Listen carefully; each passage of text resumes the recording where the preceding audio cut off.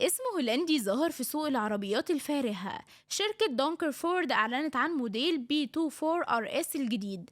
العربية دي مش للكل، لأن الشركة حددت إنتاجها ب 150 نسخة بس للعالم كله، وبسعر بيبدأ من 16 مليون و700 ألف جنيه مصري تقريبا. القيمة الحقيقية هنا في الوزن والتكنولوجيا.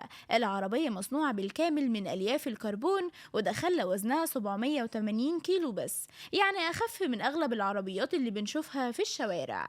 الموتور سداسي الأسطوانات V6 بيطلع قوة بتوصل ل 600 حصان، وبيخليها توصل لسرعة 200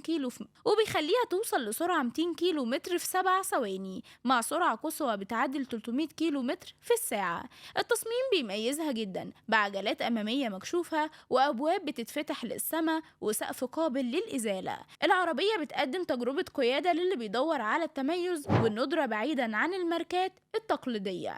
تفتكروا عربية بالعدد المحدود ده ممكن نشوفها في شوارعنا؟ وهل النوع ده من الهندسة يستاهل المبلغ ده؟ شاركونا برأيكم.